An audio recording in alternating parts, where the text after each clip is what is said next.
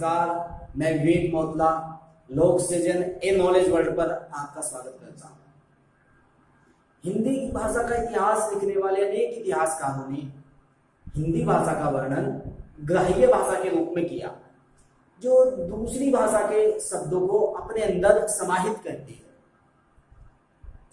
आज हम हिंदी भाषा के जन्म से लेकर उसकी वर्तमान स्थिति तक के सफर पर प्रकाश डालेंगे। भारत में आर्यों की प्राचीनतम भाषा के ग्रंथ वेद हैं। उनमें भी विद्वान ऋग्वेद को सबसे पुराना मानते हैं।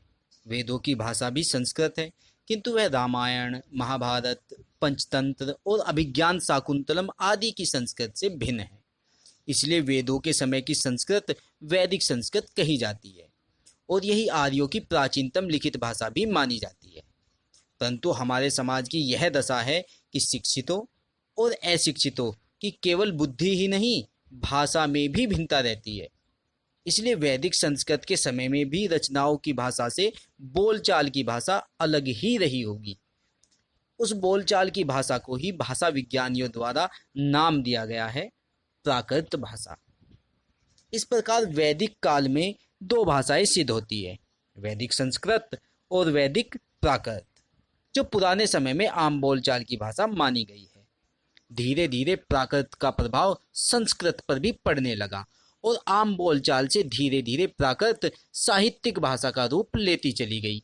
लोगों की आम बोलचाल की भाषा या प्राकृत भाषा या ग्रामीण भाषा का चलन बढ़ने के कारण वर्धमान महावीर और गौतम बुद्ध ने भी अपने उपदेश प्राकृत भाषा में ही दिए तथा धार्मिक पुस्तकें भी प्राकृत में ही तैयार की गई। हिंदी का फिर रूप बदला और प्राकृत की दूसरी अवस्था ने जन्म लिया, जिसे पाली नाम दिया गया।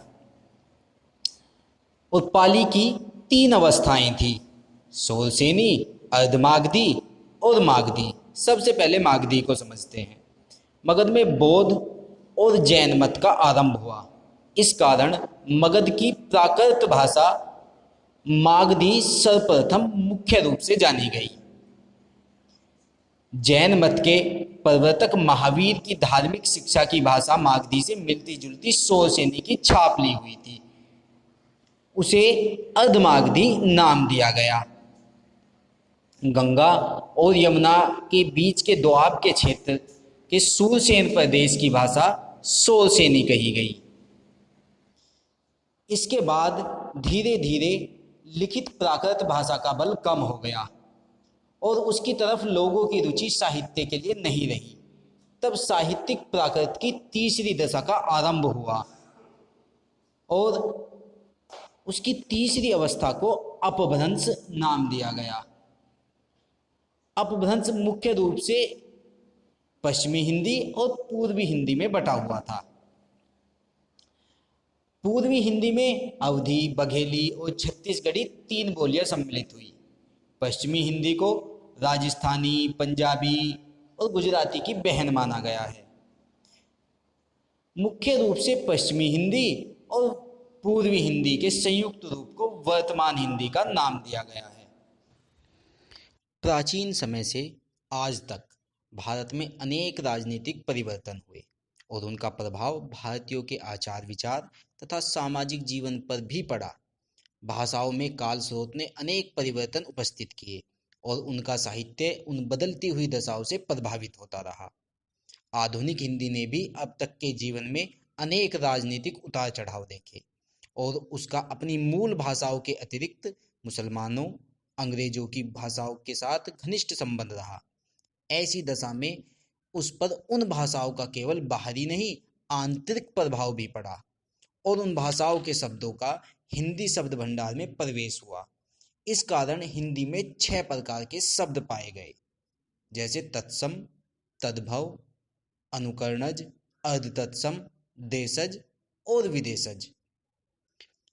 सर्वप्रथम तत्सम की बात करूं तो तत्सम शब्द संस्कृत के वे शब्द हैं जो अपने वास्तविक रूप में हिंदी में प्रचलित हुए, जैसे अग्नि, जल, वायु, आज्ञा, कर्ण आदि।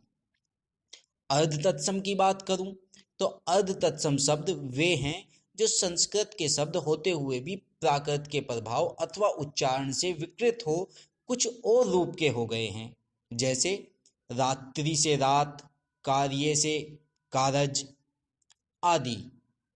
तद्भव की बात की जाए तो तद्भव शब्द की उत्पत्ति का प्रश्न है तो वे प्राकृत द्वारा संस्कृत से निकले हैं अथवा सीधे प्राकृत से हिंदी भाषा में आए हैं, जैसे आग, कान, काज। अनुकरणज की बात की जाए, अनुकरणज वे शब्द जो किसी वस्तु के द्वारा उत्पन्न कल्पित ध्वनि से बने हैं, जैसे दरवाजे के खुलने की आवाज, चटर चटर, पटर पटर, या किसी वस्तु के ऊपर से गिरने की धम की आवाज, या दिल की धड़कन धक धक आदि की आवाज। इस तरह के शब्द अनुकरणज की श्रेणी में रखे गए हैं। देशज, देशज वे शब्द हैं जिनकी उत्पत्ति का पता ही नहीं चलता और उनका संस्कृत अथवा प्राकृत मूल जान पड़ता है। उनकी उत्पत्ति ठेठ बोलचाल की मिश्रित भाषाओं से संभव है। ऐसे शब्द भी हिंदी में अनेक हैं, जैसे खिड़की, तेंदुआ, लकड़ी आदि। जो शब्द विदेशी भाषाओं के हैं और संपर्कवश ठीक उसी रूप में अथवा बदली दशा में हिंदी में व्यवहार में प्रयोग होने लगे हैं, वे विदेशी शब्द हैं। भारतीयों के बाहर जाने तथा विदेशियों के भारत में आने से ऐसे शब्द भारतीय भाषाओं में प्रवेश पाते गए हैं तथा मुसलमानों और अंग्रेजों के शासन के कारण उनका समावेश भारतीय भाषाओं में सहज हो गया है।